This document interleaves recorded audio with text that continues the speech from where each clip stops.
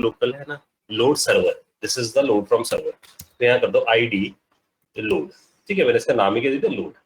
इसे कॉपी करो, सेव करते। आप सबको पता है इसके बाद हमें कहाँ जाना चाहिए, हमें पहुंचना चाहिए control.js में। तो यहाँ से पहुंच जाते हैं control.js में, ठीक है।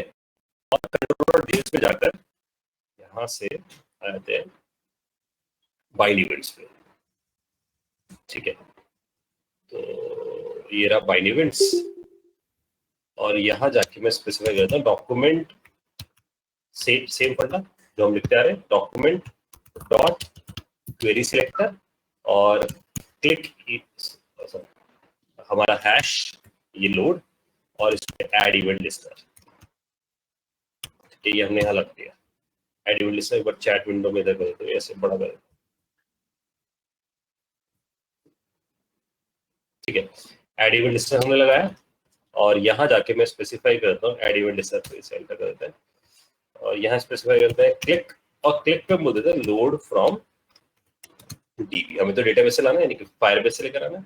ये फंक्शन मैंने यहाँ पर क्रिएट कर दिया। अब यहाँ जाकर आप लिख दो फंक्शन लोड फ्रॉम डीबी, ये फंक्शन है हमारा, इसे हमने कॉल लगाया।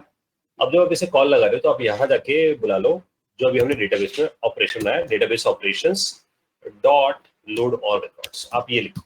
अब इसमें कुछ चैलेंजेस है। जब मैं लिखा लोड ऑल रिकॉर्ड्स तो यहाँ पहुंचे हम, यहाँ अगर हम गए तो यहाँ प्रॉमिस में हमारे पास रिकॉर्ड्स आएंगे, फिर प्रॉमिस का दिन चलेगा, फिर रिकॉर्ड छपेंगे। तो आपको समझना, देखो ये जो रिकॉर्ड्स आ रहे हैं ना वो यहाँ से आ रहे हैं डॉक में। तो डॉक में क्या आ रहे हैं, ऑब्जेक्ट्स आ रहे हैं, उन ऑब्जेक्ट्स को हमें निकालना होगा, फिर उसे फिलअप करना होगा। तो हम क्या करेंगे, हम ये थॉट और लेकर आते हैं। तो हम यहाँ बोलते हैं कन्वर्ट नाम से एक फंक्शन क्रिएट करते हैं। ये कन्वर्ट क्यों चाहिए, क्योंकि मेरे पास जो ऑब्जेक्ट्स आ रहे हैं वो सिंपल है। मुझे बनाने कौन से ऑब्जेक्ट्स है, मुझे बनाने टास्क वाले ऑब्जेक्ट। तो मैंने क्या किया, मैंने इस कन्वर्ट मेथड को कॉल करने की सोची, क्योंकि मेरे पास एक एक करके ऑब्जेक्ट्स तो आ ही रहे हैं। अब जितने मेरे पास ऑब्जेक्ट्स आ जाएंगे उन सब ऑब्जेक्ट्स को मैं कन्वर्ट को हैंड ओवर कर दूंगा। कन्वर्ट क्या करेगा, इन सबको उठाकर एक एरे में फिलअप कर दूंगा, ठीक है। तो ये कौन सा होगा, हमारा टास्क एरे, ठीक है। तो हम इसे टास्क के एरे को यूज करेंगे इसके ऊपर। आई होप ये सबको बात समझ आ रही है। तो कन्वर्ट मेथड का यूज क्या है, तो कन्वर्ट को हम कॉल लगाते जाएंगे तो लोड ऑल रिकॉर्ड चलेगा और वो कन्वर्ट वो फिलअप कर देगा इसके अंदर। अब कैसे फिलअप करेगा इसके अंदर, उसके लिए हम यूज करते हैं टास्क ऑपरेशंस, हमारे पास है, हम उसे यूज कर सकते हैं। या हम यहाँ से जाकर एक टास्क नाम का ऐसे एरे बनाते हैं टास्क नाम का, और यहाँ जाके हम ऐसा बोल सकते हैं कि टास्क में जाकर पुश कर दो किसको, ये जो ऑब्जेक्ट आपके पास आने वाला है, जो ये ऑब्जेक्ट आने वाला है इसके लिए आप यहाँ लिखते हैं न्यू टास्क, ठीक है। तो यहाँ लिखते हैं न्यू टास्क। ये टास्क क्या भाई हमारे पास, ये जो क्लास है हमारे पास वो हमने यहाँ पर स्पेसिफाई कर दी। तो क्या करेगा, ये कन्वर्ट कर देगा। या तो हम देखो ऐसा कर सकते हैं, this is a one thought, कि भाई आप यहाँ से वो ऑब्जेक्ट लो और इस पे पास कराते जाओ। तो ये थोड़ा सा कॉम्प्लेक्स होगा, क्योंकि मैं देखो कन्वर्ट है फिर टास्क पे डिपेंडेंसी हो जाएगी। इस बात को थोड़ा समझने की कोशिश करना कि index.html में हमने ना यहाँ पर डिपेंडेंसी मेंटेन करी है। हमारा task.js है, टास्क ऑपरेशन जो है, टास्क ऑपरेशन टास्क पे डिपेंडेंट है, टास्क फर्दर जाके डीबी पे डिपेंडेंट हो सकता है, डीबी हो सकता है टास्क पे डिपेंडेंट हो जाए, तो साइक्लिक डिपेंडेंसी हो सकती है। तो मैं ऐसा नहीं करना चाहता। तो मैं क्या कर सकता हूँ, मैं इस मूवमेंट पे ये कन्वर्ट मेथड, ये टास्क मेथड जो कि मैं यहाँ बना रहा हूँ, आप सब समझ पा रहे हो कि टास्क जो है वो टास्क ऑपरेशन में पड़ा है और टास्क नाम की एक अलग जेएसपी पड़ी है, और ये डीबी है, डीबी पर डेटा आएगा, डेटा आकर टास्क में जाएगा। तो कुछ साइक्लिक ना हो जाए मेरी डिपेंडेंसी, इसलिए मैं यहाँ नहीं करके मैं जो डिसीजन ले रहा हूँ उस डिसीजन पे ध्यान देना। मैं उस डिसीजन को ऐसे ले रहा हूँ कि इस कोड को मैं अगर इस स्टाइल में चेंज कर दूँ, अगर मैं इस कोड को इस स्टाइल में चेंज कर दूँ कि देखो यहाँ से प्रॉमिस आ रहा है, fs.collections.get आ रहा है, मेरे पास दो चॉइसेस है ऐसा करने की। एक चॉइस है ये वाला जो पोर्शन ऑफ डेटा आ रहा है मेरे पास, इस डेटा को लिया जाए और यहीं से रिटर्न कर दिया जाए प्रॉमिस, ठीक है। अब यहाँ से क्या होगा, प्रॉमिस कंट्रोलर के पास चला जाएगा, दैट्स अ वन चॉइस। तो यहाँ से मेरे पास क्या आ गया, लेट प्रॉमिस, ये मैंने प्रॉमिस निकाल लिया, यहाँ पर ये प्रॉमिस मेरे पास आ गया। अब वो जो कोड में जो यहाँ लिख के बैठा था, ये वाला promise.then वाला, ये वाला कोड में यहाँ स्पेसिफाई करते हैं। तो ये क्या करेगा, ये रिकॉर्ड्स निकालने शुरू करेगा। तो promise.then से रिकॉर्ड्स आएंगे। अब जो भी रिकॉर्ड्स आएंगे मेरे पास, उन रिकॉर्ड्स को फिलअप कर देता हूँ। फिलअप करने के लिए मुझे क्या करना है, मेरे को ना ऐड वाले कॉल लगाना है। तो जो हमने ऐड को बुला रखा होगा, एक बार हम देखें ऐड ऐड ऐड कहाँ पर है हमारा, ये ऐड न्यू टास्क। तो ऐड न्यू टास्क में हमने किसको बुला रखा था, इसको। Task operations dot add task. तो हमें क्या करना होगा, बस इतना काम करना होगा, आईडी नेम डिस्क्रिप्शन। तो हमने सिर्फ 2 चीज रखी थी, डिस्क्रिप्शन नहीं रखी हुई थी वहां पर। तो वापस आते हैं यहाँ पर, तो ये आसान हो जाएगा, मतलब साइक्लिक नहीं घूमेगा कुछ। तो मैं यहाँ से बुलाऊंगा task operation dot add task, और यहाँ जाके लिख दूंगा प्रॉमिस के देन में, मतलब मैं ये भी तो लिखूं, इधर नीचे लिखा ही है मेरे पास, तो मैं ऐसा लिखूं जो हमने यहाँ लिखा था प्रॉमिस के देन वाला कोड जो हमने वहां पर लिखा था वो यहाँ लिख लिया हमने। तो क्वेरी स्नैपशॉट आएगा, क्वेरी स्नैपशॉट से ऑब्जेक्ट आएगा, जो ऑब्जेक्ट आएगा वो डॉक में आएगा, डॉक डॉट डेटा करके हम ऑब्जेक्ट फाइनल लेकर आ जाएंगे। इस ऑब्जेक्ट को मैं ऐसा कर रहा हूँ, देखो where OBJ equals to doc dot data, ये आ गया मेरे पास ऑब्जेक्ट। और whatever the object is coming, उस ऑब्जेक्ट को जाके मैं स्टोर कर दूँ। तो स्टोर करने के लिए क्या करता हूँ, देखो इधर भी वेयर भी लिखते हैं, लेट ही लिखते हैं कि उसका स्कोप कम रखते हैं, और यहाँ लिखते हैं task equal to new task, ये लिख के छोड़ देते हैं। अब हम न्यू टास्क लिखते हैं यहाँ पर जाकर, या ऐड टास्क लिखते हैं, और आसान है लाइक हमारे ऐड टास्क लिखने की नीड है हमें। तो अगर मैं जाकर ये वाली लाइन उठा लेता हूँ, सिर्फ इतना वाला पोर्शन, और इसको उठा लेता हूँ, और यहाँ आईडी चाहिए होगा मेरे को, तो आईडी कैसे मिल जाएगा, ऑब्जेक्ट डॉट आईडी से। नेम कैसे मिल जाएगा, ऑब्जेक्ट डॉट नेम से। डिस्क्रिप्शन हमने नहीं लेकर आए क्योंकि हमने डेटाबेस में नहीं डाली थी, तो आप एक हार्ड कोडेड डिस्क्रिप्शन लिख दो, एनएल लिख देते हैं, नॉट एप्लीकेबल। तो अब क्या होगा, देखो लोड फ्रॉम डीबी चलेगा, जैसे मैं इस बटन को दबाऊंगा वो क्या करेगा, वहां से डीबी वाले को कॉल लगाएगा, वहां से प्रॉमिस लेकर आएगा, प्रॉमिस से डेटा लेकर आएगा, उससे डॉक लेकर आएगा, डॉक से हम ऑब्जेक्ट निकाल लेंगे, उस ऑब्जेक्ट को जाकर टास्क में फिल कर देंगे। अब टास्क में सब कुछ आ चुका है एट द एंड। अब अगर आ चुका है टास्क में सब कुछ, तो आप जाके लिख दो बस यहाँ से, this is the method called print task, ये मेथड था हमारा। प्रिंट टास्क बिना लिखे प्रिंट टेबल बनाया था हम लोगों ने मेथड, तो हम प्रिंट टेबल को बुला लेते हैं यहाँ से, ठीक है। और प्रिंट टेबल में क्या रहता है, टास्क का ऑब्जेक्ट, टास्क का ऑब्जेक्ट अपने पास है, उसे आप लिख दो टास्क ऑपरेशंस डॉट, और यहाँ स्पेसिफाई कर दो टास्क। तो ये गए सारे टास्क। आई होप ये सबको समझ में आया होगा। तो मैंने ऐड वाला लॉजिक यहाँ यूज कर लिया। अब जैसे मैं लोड का बटन दबाऊंगा, लोड जाकर लोड फ्रॉम डीबी चलाएगा, लोड फ्रॉम डीबी जाकर डीबी को चलाएगा, डीबी सारे टास्क ले आएगा, उसका एक प्रॉमिस रिटर्न करेगा, उसके प्रॉमिस में से जो प्रॉमिस आएगा उसके प्रॉमिस के दिन में जाऊंगा, उसमें से पूरा ऑब्जेक्ट निकालूंगा, उस ऑब्जेक्ट पे फॉर ईच लगा के छाप दूंगा इसे, ठीक है। अब एक बार चेक करते हैं, ठीक है। इस पे वापस आते हैं यहाँ पर, और यहाँ से हम बुलाते हैं लोड सर्वर को, ठीक है। देखो लोड सर्वर से आपको समझ आया क्या किया सर, देखो ये रिकॉर्ड्स लाया, ठीक है, सब छप गए रिकॉर्ड्स। काउंट अपडेट नहीं हुआ है, काउंट अपडेट करने के लिए आपको पता है काउंट अपडेट मेथड को कॉल लगाया जाए। आई होप ये सबको समझ में आ गई बात। तो यहाँ से आप जब ये प्रिंट चला लेते हो, उसके बाद कैसे कॉल लगा दो, अपडेट काउंट, कुछ ऐसा बना रखा था मैंने मेथड, अपडेट काउंट, ठीक है ना, जैसे कॉल लगा दिया, दैट्स इट। अब फिर से चला कर देखते हैं इसे। तो अब अगर रिफ्रेश करते हैं इसे और फिर से बोलते हैं लोड सर्वर, ठीक है गाइस, आई होप ये सबको समझ में आ गई बात। ये नीचे रिकॉर्ड आ गया, इसे थोड़ा सा ऊपर कर दो ताकि आप सब इसे इजीली देख सको।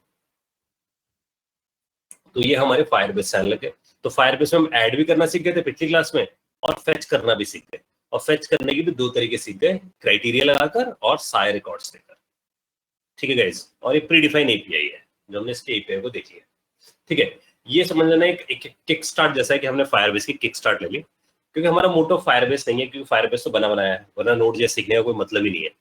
नोड जेएस में हम जाकर ये जो फायरबेस कर रहा है, जो इसके पीछे की पूरी साइंस है, वो हम लिख रहे होंगे कि वो कैसे काम है, ठीक है। कोई डाउट गया इसके अंदर? तो हमने सारे ऑपरेशंस कंप्लीट कर लिए स्क्रीन के। तो ऐड, डिलीट, सर्च, अपडेट मैंने आप लोगों को दिया हुआ था, save to local, load server, sort, clear all, बहुत सारे टेक्स्ट बॉक्स को क्लियर करना है, ब्लैंक करना है बस, ठीक है। तो ये हमारा क्रड ऑपरेशन खत्म हो गया इसका, टू डू का, ठीक है जी सर। तो अब हाँ सर एक बारी ना, जो आप उधर लेकर आए थे ना, जो आपने कहा था कि फायर बेस के अंदर मैं वहां पर नहीं बना रहा हूँ क्योंकि साइक्लिक डिपेंडेंसी हो जाएगी, वो एक बार दोबारा बताओ। वो यार देखिए वाला क्राइटेरिया है कि अगर हम देखें जो db.js है, जो कि असल में किससे बात कर रही है, क्लाउड पे बैठे हुए फायरबेस से, है ना। तो वो फायरबेस के एपीआई से बात कर रही है बिहाइंड द सीन। तो समझ लीजिए db.js is actually talking to Firebase का जो हम एपीआई लेकर आए थे ना, जो स्क्रिप्ट टैग में लगा रखा है, उससे बात कर रही है। अब प्रॉब्लम क्या है कि फायरबेस का जो एपीआई जो बात करके यहाँ से डेटा लाने की बात करता है, तो वो कहता है कि मैं आपको प्रॉमिस दूंगा, अब इसके पास क्या आ गया, प्रॉमिस आ गया। अब इससे पीछे से किसने कॉल लगाना है, सोचा जाए तो इसे कौन बुला रहा होगा, इसे बुला रहा होगा कंट्रोलर। अगर कंट्रोलर से बुला रहा होगा और क्या होगा, मैं डेटा तो अभी लाऊंगा नहीं, तो अगर मैं इसके फंक्शन को बुलाऊंगा यहाँ से तो ये मुझे बदले में क्या देगा, कुछ भी नहीं। समझ आ रही बात मुझे, क्योंकि डेटा तो आया नहीं ना तेरे पास, भाई डेटा तो आएगा इन फ्यूचर। अब सपोज अगर तू यहाँ प्रॉमिस पकड़ के बैठ गया है तो प्रॉमिस के देन में जाना पड़ेगा मेरे को। समझ आ रही बात। तो इसलिए मैंने क्या दिमाग लगाया कि इधर से प्रॉमिस ही रिटर्न कर देते हैं इसके पास, तो देन यहाँ लगा दूंगा कंट्रोल लेवल पे। अगर मैं देन यहाँ लगाता तो प्रॉब्लम क्या शुरू होती, अगर ये देन यहाँ पर आता तो फिर मेरे पास कौन सी क्लास थी, टास्क ऑपरेशन वाला एक जेएस था, उसके अंदर ही अगर हम देखें उसके टास्क ऑपरेशन के अंदर ही तो टास्क नाम कह रहे हैं, तो मेरे को तो इसे भरना था। अगर इसे भरूंगा तो भी तो इसे कंट्रोलर को दूंगा दिखाने के लिए। तो कंट्रोलर अभी तक क्या कर रहा था, इससे बात करता था, तो मैंने बोला कंट्रोलर की भाई जा इससे बात कर, इससे प्रॉमिस ले, है ना। प्रॉमिस लाने के बाद देन पे चला जा, देन पे जाने के बाद डेटा आ जाए तो टास्क ऑपरेशन के टास्क में भर दे। ये मैंने कर दिया। अगर ये नहीं करता तो मुझे क्या करना पड़ता, मैं यहाँ जाता, ये इसके पास ही प्रॉमिस आता, ये मुझे कुछ नहीं देता बदले, तो उसका दिन चलता, इसके दिन पे डेटा आता। अब डेटा आता तो ये डेटा यहाँ पहुंचाने का काम कैसे करता, तो अगर ये डेटा पहुंचाने का काम करता तो हमारे स्क्रिप्ट टैग में db.js तो ऊपर लगी हुई है जो पहले लोड हुई है और टास्क ऑपरेशन उसके नीचे लगी हुई है। लेकिन अगर ये इसको मांगता तो इसे मेरे को ऊपर लगाना पड़ता। समझ आ रही बात। तो मैं अब मुझे शफलिंग करनी पड़ जाएगी ना स्क्रिप्ट्स की, तो इन केसेस में मेरे पास कहीं ना कहीं ऐसा होने के चांसेस हो सकते हैं आगे कभी साइक्लिक, कि वो यहाँ से यूज हो रहा हो, ये यहाँ से यूज हो रहा हो, तो मैं किसको लोड करूँ पहले। इसलिए मैंने उसे क्लीन रखा। और फिर मेरे को डेटा आ भी जाता तो फिर उस डेटा को मेरे को कंट्रोलर तक कैसे पहुंचाना था, मेरे को उसके बारे में सोचना पड़ता। तो कंट्रोलर का भी कॉल बैक भेजना पड़ता। तो कंट्रोलर पहले से डीबी पे डिपेंडेंट है और डीबी कंट्रोलर पे डिपेंडेंट हो जाता, तो इन दोनों में से कौन सी चीज फेल लोड होगी। समझ आ रही है। That's why I am using a word called cyclic हो जाएगी डिपेंडेंसी। समझ आ रही बात है। इसलिए मैंने कंट्रोलर से मांग लिया, कंट्रोलर को बोला जा भाई बात कर, इनसे डेटा ले आ, जब डेटा आ जाए तो टास्क ऑपरेशन में भर दे जैसा भर रहा है, और फिर इस डेटा को स्क्रीन पे दिखा दे, क्योंकि ये डॉम वाला काम कर रहा है। सर मुझे ये समझ नहीं आ रहा कि जो अगर db.js सीधा टास्क ऑपरेशन में भरेगा तो क्या दिक्कत होगी, वो समझ नहीं आ रहा। अरे भाई इसको दे दिया तूने, डेटा दे दिया, अब मुझे बता कंट्रोलर कैसे पता लगेगा कब छापू डेटा।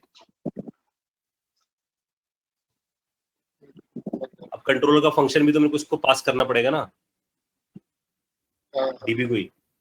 अब मैं अगर इसे पास करूंगा तो कंट्रोलर तो पहले से डीबी पे डिपेंडेंट है और डीबी कंट्रोलर पे डिपेंडेंट हो जाएगा, तो साइक्लिक नहीं बन जाएगी डिपेंडेंसी।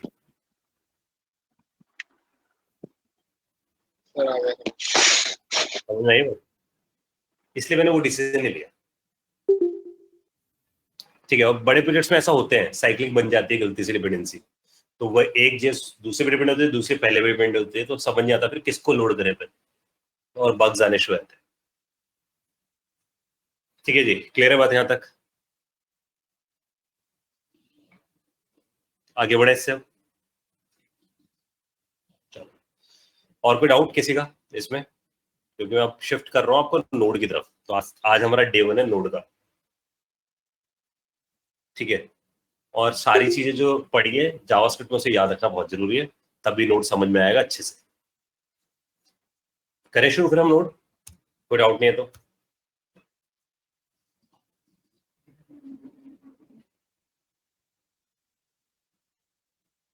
ठीक है, तो Node.js सबसे पहले समझ लेते हैं Node.js है क्या।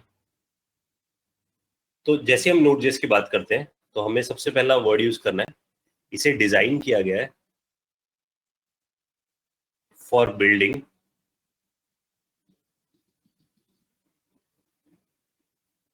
डिस्ट्रीब्यूटेड, ध्यान सुनना मत, डिस्ट्रीब्यूटेड एप्लीकेशंस। तो आपको समझ आएगा इसका नोड नाम क्यों पड़ा है। तो design for building distributed application with many nodes. ठीक है, तो इसका मतलब ये डिजाइन किया गया है कैसे एप्लीकेशन आने के लिए जो कि डिस्ट्रीब्यूट होती है नेचर में, और उसमें बहुत सारी नोड्स होती है। इसी वजह से that's why it is called node. तो अगर आपसे कोई पूछता है नोड का नाम नोड क्यों है, this is the reason. Clear है सबको बातें। तो नोड, तो आपको समझ आ गया कि नोड असल में जेएस, अगर आप नोड और जेएस दोनों वर्ड को तोड़ो तो आपको ये बात समझ में आएगा कि नोड बेसिकली क्या बोल रहा है, वो कह रहा है कि मैं बिल्ड हुआ डिस्ट्रीब्यूट एप्लीकेशन बनाने के लिए। और हर डिस्ट्रीब्यूट एप्लीकेशन का मतलब हमारे लिए कुछ ऐसा होना चाहिए कि हम एक ऐसी एप्लीकेशन बना रहे हैं जिसमें हमारे अलग अलग छोटे छोटे क्लस्टर सर्वर्स हैं, ठीक है, और ये आपस में बात करके एंड यूजर को डेटा देते हैं। तो ये किसी भी लेवल पे बात कर सकते हैं आपस में, ठीक है। और यहाँ बाहर बैठा हुआ है एंड यूजर जो रिक्वेस्ट कर रहा है एक सर्वर पे और हम उसे रिस्पॉन्स भेज रहे हैं। तो और वो सर्वर्स अपने लोड को कैसे शेयर कर रहे हैं, क्लस्टर मोड में छोटे छोटे छोटे इंस्टेंस खुले हैं सबके और वो आपस में बात कर रहे हैं। और हर इन छोटे छोटे इंस्टेंसेस को हम क्या बोल रहे हैं, नोड। समझ आ रही है सबको बात? तो जेएस वर्सेस नोड जेएस में इस डेफिनेशन से आपको आंसर मिल जाना चाहिए। क्लियर है सबको बात? तो इसका मतलब नोड बेसिकली क्या है, तो जेएससी। तो इसका मतलब हमें ऐसा समझ में आना चाहिए कि नीचे तो जेएस बैठा है, उसके ऊपर नोड लिखा है, उसके ऊपर नोड लिखा है। इसका मतलब पूरा जेएस का जो ज्ञान है वो अच्छे से आना चाहिए, तभी आप कर पाओ, ठीक है। और जो भी हमने जेएस में लिखा और हमारे पास ऊपर क्या है, नोड है, और नोड का एक ही क्राइटेरिया है, क्या बिल्ड करना, डिस्ट्रीब्यूट एप्लीकेशन।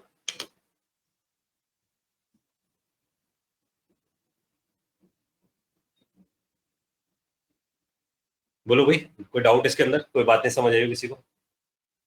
नोड समझ आया कि नोड जेएस का नाम नोड जेएस क्यों है?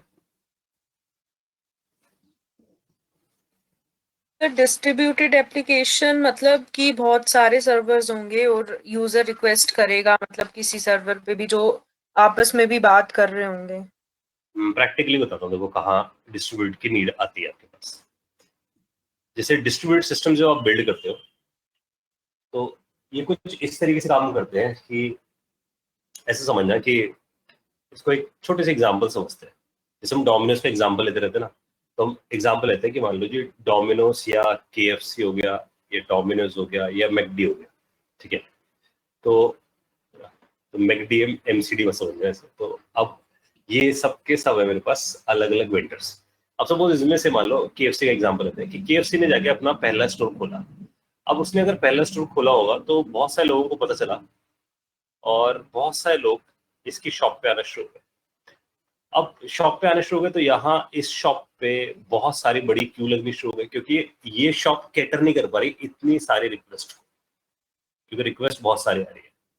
और एक नुकसान ये हो रहा है कि और भी अलग अलग जो लोकेशन के लोग थे वो इस शॉप को यूज नहीं कर पा रहे थे, ठीक है। तो ये तो हम एक शॉप के हिसाब से सोच रहे हैं। तो इसको फिलहाल ऐसा समझ लो कि this shop is more like a server, या आपके सर्वर की तरह। तो आपने मान लो अनमोल ने जाकर एक सर्वर लिखा, उसमें अपना कोड बना दिया शॉपिंग का, शॉपिंग पे लोग आना शुरू हो गए। तो जैसे फॉर एग्जांपल आजकल ऐसे बिजनेसेस बहुत आ रहे हैं, जैसे कोरोना वाला टाइम आ रहा है, तो कोरोना वाले टाइम में लोग अपने आप को हेल्दी रखना चाहते हैं, तो ऐसी चीजें ऑनलाइन बहुत हो गई है जो हेल्दी चीजों पर, तो जो इंडियन वाला आयुर्वेदा ज्ञान था उसके ऊपर बहुत सारी आजकल शॉपिंग्स बन रही हैं। तो अगर आयुर्वेदा की तरफ लोग जाना शुरू हो रहे हैं तो इसका मतलब क्या होगा, उस सर्वर पे बहुत सारी रिक्वेस्ट आएंगी। अब इतनी सारी रिक्वेस्ट आएंगी तो सर्वर की एक लिमिटेशन है, दैट इज हार्डवेयर लिमिटेशन, या नहीं?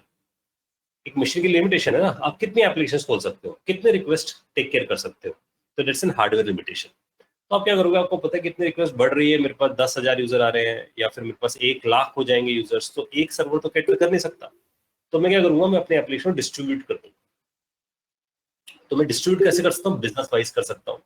तो सपोज मुझे पता चला कि मेरी जो एप्लीकेशन है उसमें, जैसे हमने केएफसी का एग्जांपल रखा, तो सपोज केएफसी के जो ड्रिंक्स है वो ज्यादा बिकने शुरू हुए, तो हमने सोचा कि ड्रिंक्स के लिए एक अलग ही हम काउंटर या एक शॉप बना देते हैं, ठीक है। तो ड्रिंक्स लेने वाले अगर लेट्स से ये लोग हैं, तो ये सब इस तरफ डाइवर्ट हो जाएंगे रेदर देन इस जगह आने की बजाय, ठीक है। और सपोज इसमें से कुछ लोग, लेट्स से मैं बोल रहा हूँ कि बर्गर लेने वाले, तो वो इस वाली जगह पे राउट हो जाएंगे, समझो? तो लोड डिस्ट्रीब्यूट हो गया, तो they are routed to this place. और सपोज इसमें से कुछ राइस बाउल लेने वाले लोग हैं, तो वो डाइवर्ट हो जाएंगे दूसरी जगह। तो इससे क्या हुआ, देखो आपके पास लोड शिफ्ट होना शुरू हो गया। तो कुछ लोड यहाँ रह गया, कुछ लोड यहाँ रह गया, कुछ लोड यहाँ रह गया। तो आपने क्या किया, अपनी शॉप को डिस्ट्रीब्यूट कर दिया।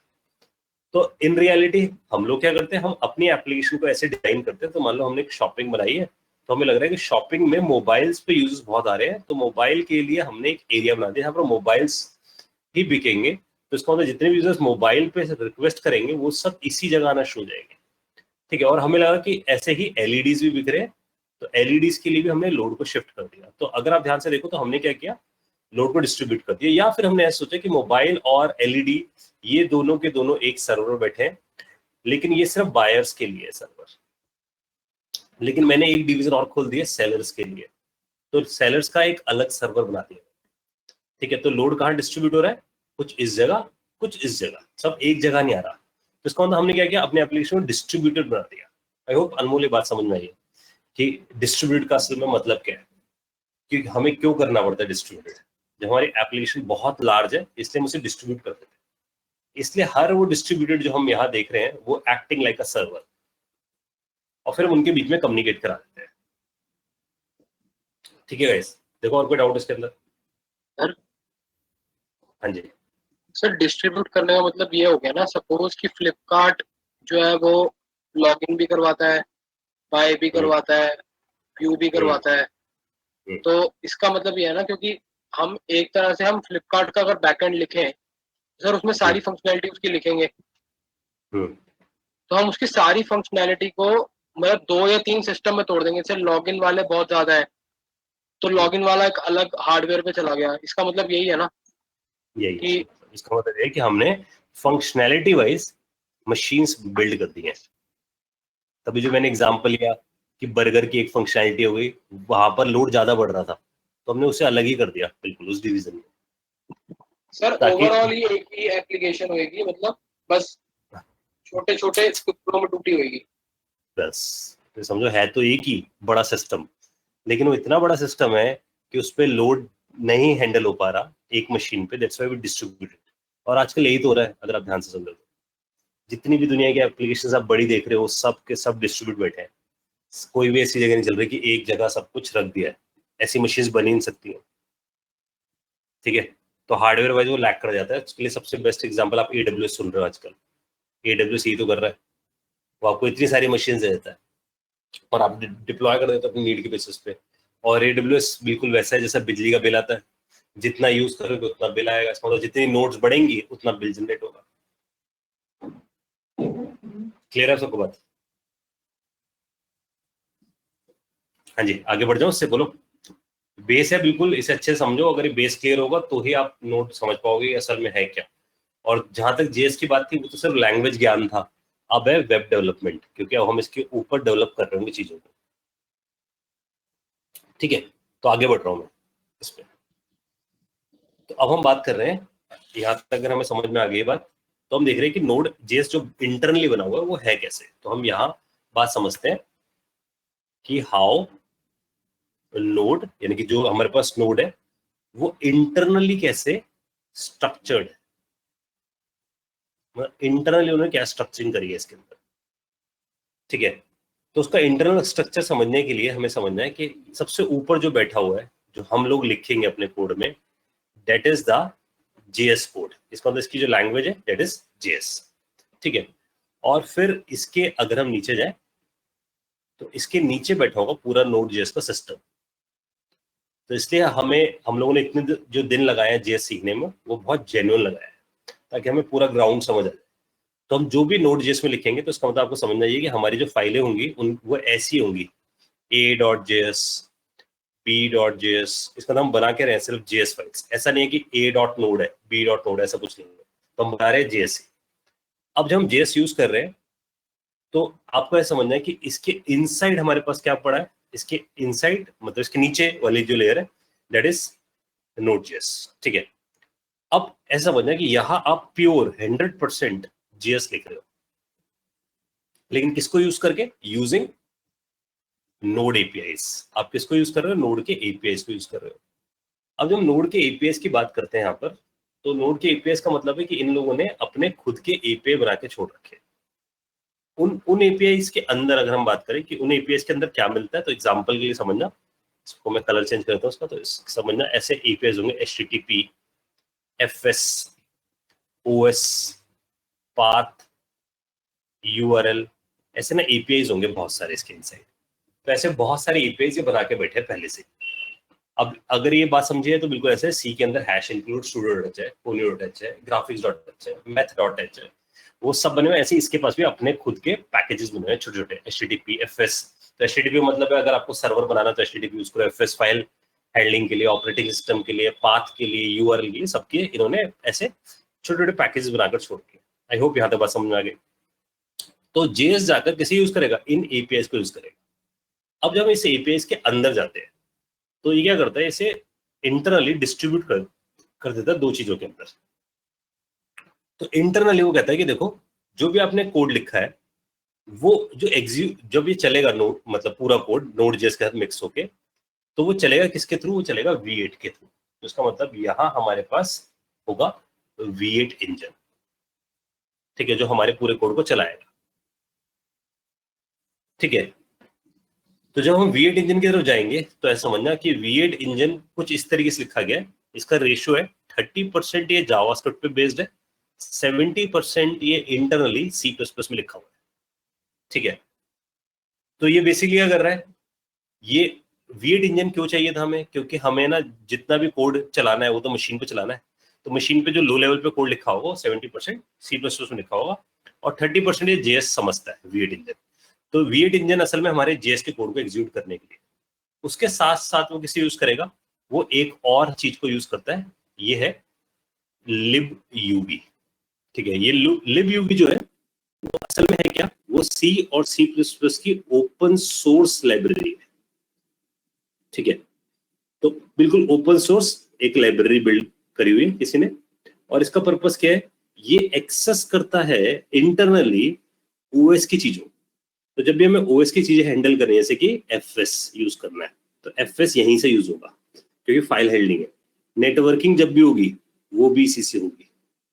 ठीक है, कॉन्करेंसी भी जब भी होगी, कॉन्करेंसी मतलब पैरेलली कुछ चलाने की कोशिश करें हम, तो वो भी इसी से होगी। तो ये इंटरनली बैठा है libUB। तो आप समझना JS का, ध्यान से समझना, JS का जितना भी कोड है जो Node.js के साथ है उसे कन्वर्ट करने का काम किसका, V8 इंजन का। लेकिन लो लेवल पे OS से बात करने का काम किसका, libUB का। ये इंटरनल स्ट्रक्चर है, इंटरनली वैसे ही काम करता है। हाँ जी, सबको मेरी बात समझ आ गई। तो आपको Node.js समझ आ रहा है, Node.js कहाँ बैठा हुआ है, क्या कर रहा है Node.js। अगर ध्यान से देखो तो JS की जो कि JS कैसा हो गया, हाई लेवल, तो हाई लेवल की लो लेवल से, ये दोनों कौन है, लो लेवल है, लो लेवल से टॉक करवा रहा है Node.js। तो Node.js एक बीच का एक इंटरमीडिएट लेयर है।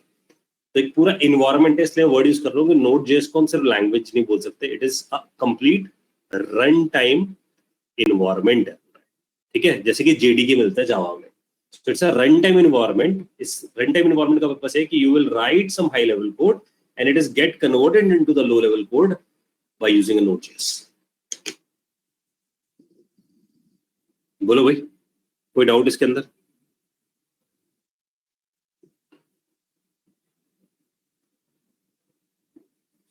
सर V8 तो वैसे तो हमारे पास ब्राउजर में होता है, जो अगर हम भाई, क्लाइंट साइड पे बात करें तो। सबसे पहले V8 है क्या, सर इंटरप्रेटर है, मतलब इंटरप्रेटर है। तो फिर ब्राउजर में बैठा हो या बाहर बैठा हो क्या फर्क पड़ता है, हम नहीं बोल सकते सिर्फ ब्राउजर का पार्ट है, ब्राउजर ने फिट कर दिया है। ठीक है, क्लियर हो रही बात आप सबको। तो आप इसलिए इसका वर्ड है इंजन। इसे मैं ऐसे समझाया था, जैसे तेरे को पता हो कि एक कोई ब्रांड था ना पहले, फिएट नाम से ब्रांड था, कार्स आती थी उसकी, शायद आपने सुना भी हो, फिएट नाम से ब्रांड।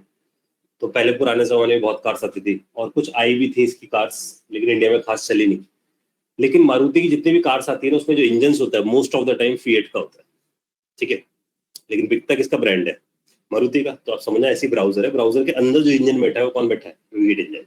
इसे बाहर निकाल के इन्होंने Node.js का भी कंट्रीब्यूट कराते हैं। अब अगर इंट्रो आपसे पूछता है कि Node.js वाले V8 में और JS वाले V8 में, एक बार साहिल ने पूछा था मेरे से कि क्या हम फाइल हैंडलिंग कर सकते हैं, नहीं कर सकते, तो अब आंसर है क्योंकि इसके पास libUB के साथ भी कनेक्टिविटी है।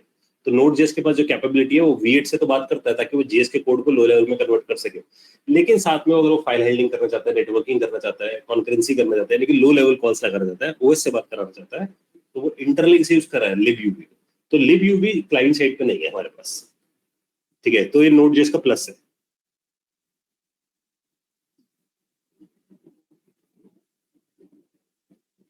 ठीक है जी, यहाँ तो बात समझ आ गया सबको?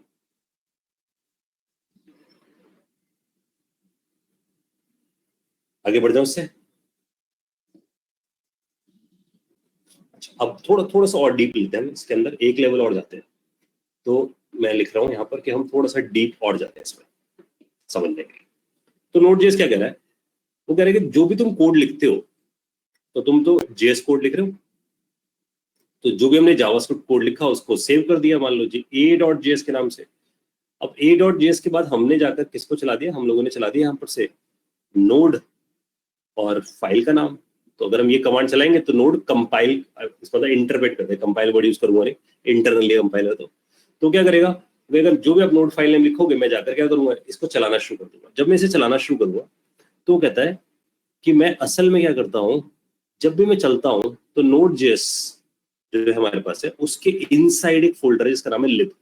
तो जब भी हम Node.js इंस्टॉल करते हैं अपनी मशीन पे, तो Node.js का lib है हमारे पास, जिसके अंदर उसकी पूरी लाइब्रेरी बैठी हुई है Node.js की, ठीक है। वो हम देख भी सकते हैं उसकी लाइब्रेरी।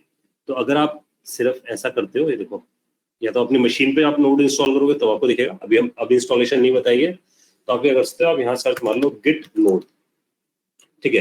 तो गिट नोड ढूंढ लो आप यहाँ से, तो आप Node.js के गिट पे पहुंच जाओगे, ठीक है, ऐसे पहुंच जाओ। ये हम Node.js की गिट के पे पहुंच गए और यहाँ से इसके रिपोजिटरी से पहुंच जाते हैं नोड वाली, ये ठीक है। ये आ गए हम इसकी रिपोजिटरी में। अगर हम इसकी रिपोजिटरी में जाते हैं तो आपको एक फंडा मिलेगा लिब का। आप इसे लिब को खोल लो, और लिब में याद है अभी बात करी थी fs हो गया, ये सब चीजें लिब में पड़ी है, ठीक है। तो आपको बात समझनी है कि आप जो भी कोड लिख रहे हो उसको चलाएगा नोड किसके थ्रू, यानी कि उसकी लाइब्रेरी कहाँ पर पड़ी होगी? लिब के अंदर पड़ी होगी। तो आपको ध्यान रखना है लिब के अंदर इसने अपने लाइब्रेरी बिल्ड करके डाल रखी होगी। आपकी मशीन पे जब इंस्टॉल होगा तो ऐसे आएगा। नाउ द पॉइंट इज, वापस आते हैं सिर्फ कि आपने जो कुछ भी लिखा जेएस के अंदर, नोड चला, नोड जाके किसे यूज कर रहा है? नोड यूज कर रहा है इसके लिब फोल्डर को। इस लिब फोल्डर के अंदर हमें क्या मिल रहा है? हमें समझना है, इसके अंदर हमें इसके कुछ प्री डिफाइंड मॉड्यूल्स मिल रहे हैं, इसलिए वर्ड यहाँ पर यूज कर रहा हूँ। इसके अंदर क्या मिलने वाले हैं हमें? प्री डिफाइंड मॉड्यूल्स, ठीक है। तो अगर आपसे पूछता है कौन से प्री डिफाइंड मॉड्यूल, तो आप एग्जांपल बोल दो HTTP नेटवर्किंग के लिए, FS फाइल हैंडलिंग के लिए, OS ऑपरेटिंग सिस्टम के लिए, पाथ फाइंड आउट करने के लिए, ऐसे बहुत सारे मॉड्यूल्स यहाँ पड़े, ठीक है। अब ये जितने भी हमारे पास मॉड्यूल्स पड़े हैं, जैसे वो मतलब हमने फाइल चलाई, उसने इन मॉड्यूल्स को आइडेंटिफाई कर लिया। क्यों आइडेंटिफाई कर रहा हूँ? क्योंकि हो सकता है मैं कोड में FS को यूज कर रहा हूँ, मैं फाइल को राइट करने की कोशिश कर रहा हूँ या फाइल को रीड करने की कोशिश कर रहा हूँ। तो जब मैं जेएस को चलाऊंगा तो नोड की ये लाइब्रेरी के थ्रू इट इज आइडेंटिफाइड कि भाई जो मैंने पाथ उठाया है वो पाथ करेक्ट है या नहीं है, ठीक है,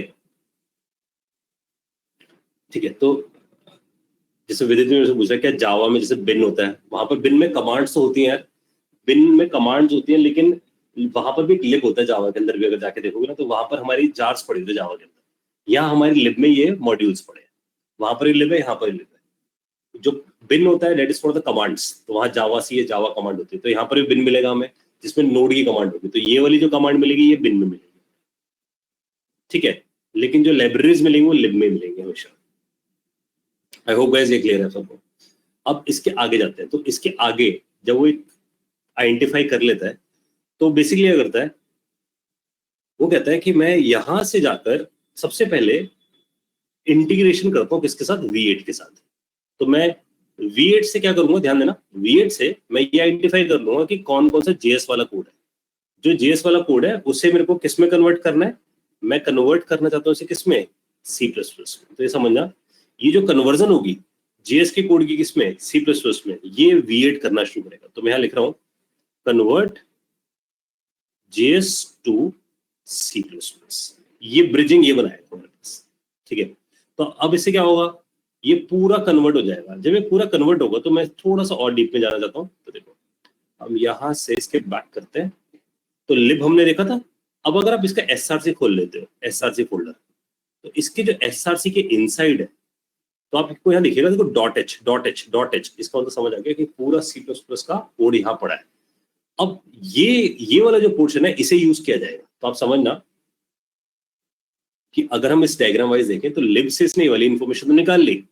जब उसने जेएस को सी प्लस प्लस में कन्वर्ट कर दिया तो सी प्लस प्लस में जब वो कन्वर्ट कर रहा था तो उसे पता था कि लिब में से उठाओ, ध्यान सुनना, उसे पता था कि लिब में से उठाओ लाइब्रेरी और उसके कोड को कन्वर्ट कर दो किसके अंदर, एसआरसी के अंदर, जिसके अंदर सी या सी प्लस प्लस वाला कोड पड़ा है। इसलिए हमें डॉट एच फाइलें दिख रही है वहां पर। आई होप ये सबको बात समझ आई है। तो ये कन्वर्ट होगा। अब जब ये कन्वर्ट हो जाएगा तो वो आइडेंटिफाई करेगा यहां जाकर कि कौन कौन सी मेरे पास सिस्टम कॉल्स है, यानी कौन कौन सी कॉल्स बहुत लो लेवल पे है। जितनी भी मेरे पास सिस्टम्स कॉल्स है उसे चलाना होगा, तो उसे मैं किसके थ्रू चलाऊंगा, libUV के थ्रू। आई होप गाइस ये सबको मेरी बात समझ में आई है। तो इस स्टाइल में काम करना शुरू करते हैं। डाइजेस्ट है। अब मैंने एक चीज जोड़ी नहीं है जानबूझ के, तो आपको मैं समझाना चाहता हूँ कि Node.js V8 से बात करने के लिए Node.js के पास अपना खुद का एक ऑब्जेक्ट होता है, इसका नाम होता है प्रोसेस। वो इसे यूज करता है। प्रोसेस का मतलब होता है करंट प्रोसेस। तो इसका मतलब जो भी प्रोग्राम आपका चल रहा है that is a current process. उस करंट प्रोसेस को V8 के साथ जोड़ने के लिए it is actually using a function called process.binding। ये वो इंटरनली यूज करता है, ठीक है। व्हेन यू यूज process.binding तो जाकर वो क्या करता है, वो इससे जुड़ जाता है, बाइंड हो जाता है और इससे बात करने शुरू करता है। तो process.binding जैसी चीजें जो हमारे पास आती हैं, इनका बेसिक पर्पस ये है कि जब आप process.binding जैसा कुछ यूज करते हो तो आप असल में सिस्टम में बैठी हुई बैच फाइल, exe फाइल या शेल फाइल्स, sh फाइल, इन्हें कॉल लगा सकते हो, इनसे बात कर सकते हो। तो हम नोड के थ्रू V8 को कॉल लगा रहे हैं, किसके थ्रू, process.binding के थ्रू, ठीक है। आई होप ये समझ में आई आप सबकी बात। तो आपने लिखा जेएस का कोड, a.js बनाई, उसको इंटरप्रेट करवाया और वो कमांड कहाँ मिली आपको, बिन फोल्डर के अंदर मिली। Node.js चला, Node.js ने लिब को यूज किया, लिब से उसके पास क्या आ गई, लाइब्रेरीज आ गई जो उसको गिवन है, ये सब जेएस में लिखी हुई लाइब्रेरीज है। अब उसे क्या करना है, इस कोड को V8 से बात कराना है ताकि वो उसका कन्वर्जन करे। तो V8 अपना इंटरप्रेटर है जो लो लेवल पे कन्वर्जन करे।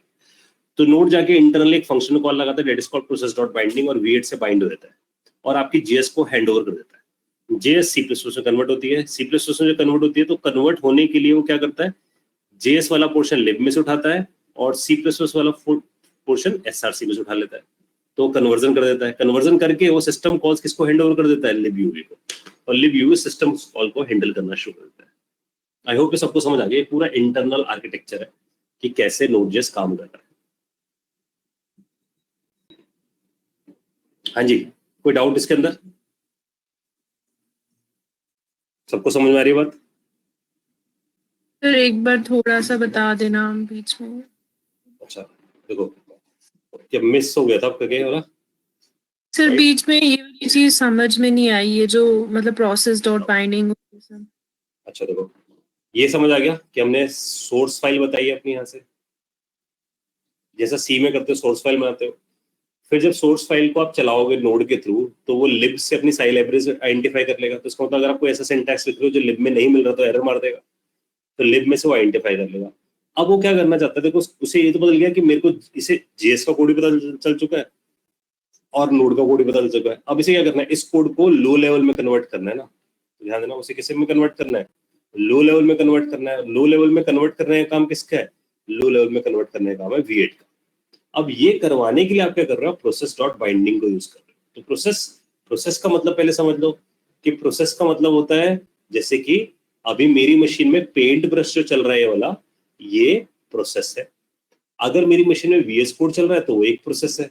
तो नोड क्या बोलता है, नोड कहता है मैं प्रोसेस की स्विचिंग करा सकता हूँ, मैं ए प्रोसेस पे भी लिख सकता हूँ, बी प्रोसेस पे भी लिख सकता हूँ, सी प्रोसेस पे भी लिख सकता हूँ। तो आप किसी भी प्रोसेस पे अगर जाना चाहते हो तो मेरे पास एक प्रोसेस नाम की चीज।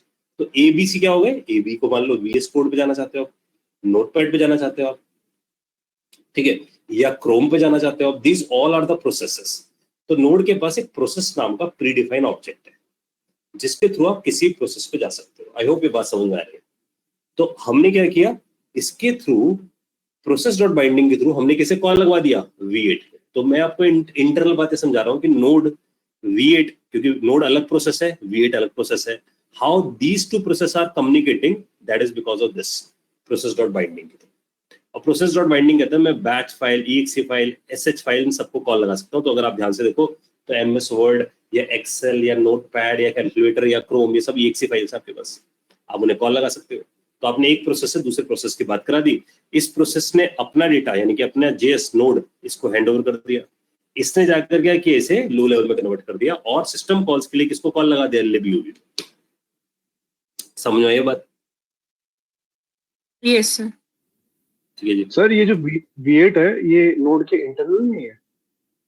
नोड के इंटरनल है अरे, लेकिन प्रोसेस है ना अपने आप में, समझ लो। जब नोड का इन्वायरमेंट इंस्टॉल होता है तो उसके अंदर बहुत सारे प्रोसेस इंस्टॉल्ड होते हैं। समझ में आ रही बात? सारा पार्ट तो मतलब नोड के अंदर का है ना? नोड के अंदर एक्सटर्नल से V8 कांटेक्ट नहीं करता। जब हम नोड को इंस्टॉल करेंगे तो V8 इंस्टॉल होगा प्लस libUB इंस्टॉल होगा आपके पास। ठीक है, अब नोड वालों ने जो दिमाग लगाया, अगर तो ऐसे समझे, जब नोड बनाया गया तो आप सबको पता होगा ना इसे बनाने वाला बंदा कौन है, रियान डेल, है ना। अब ये हट चुका है यहाँ से। अब ये पता है ना आप सबको, मैंने वीडियो बना रखी है उसके ऊपर, नोड और डिनो के ऊपर। अगर आप में से किसी ने देखे तो आज जरूर देखा उसे। तो डिनो का नाम सुना आप लोगों ने, ये रियान डेल जिसने नोड बनाया था उसी ने डिनो बनाया। और नोड का अगर आप नोड के कैरेक्टर्स को घुमाओ तो डिनो बनता है। ठीक है, यानी कि एनाग्राम स्ट्रिंग एक तरीके की है। तो उसने ये बताया कि जब हमने नोड बनाया तो उसमें क्या क्या दिक्कतें हो गई, ऐसा हो गया वैसा हो गया। तो ये किसी और कंपनी का तब माइग्रेट हो गया, उसने अपने खुद की स्टार्ट कर लिया, खुद की कंपनी। तो वो डिनो को प्रमोट कर रहा है। डिनो का भी फर्स्ट कट ही आया है, यानी कि फर्स्ट वर्जन भी है अभी। तो अभी बहुत किडिश है, तो मैंने काफी देखा इसको, डिनो को, कहीं नोड को रिप्लेस तो नहीं कर देगा मार्केट में। तो मैंने अच्छे से देखा इसे। तो अभी बहुत ही स्टार्टिंग फेज में, नोड बहुत वास्ट हो चुका है इसके कंपैरिजन में। ठीक है, तो इन्होंने कुछ ऐसी चीजें डाली है जैसे कि टाइप स्क्रिप्ट का नाम सुना आप लोगों ने, उसका सपोर्ट डाल दिया। लेकिन डिनो सिर्फ उन्हीं लोगों के लिए जो JS और नोड जानते हैं, वही डिनो सीख पाते हैं। ठीक है, डायरेक्ट जंप है ही नहीं उनके लिए। ठीक है, तो पॉइंटर ये है कि जब रेहान डेल इसे बना रहा था, किसको, नोड JS को, तो उसने स्मार्टली बहुत काम किया। उसने V8 उठाया क्रोम से, क्योंकि क्रोम के पास V8 था और ये ओपन सोर्स इंजन था, ये उठा लिया उसने।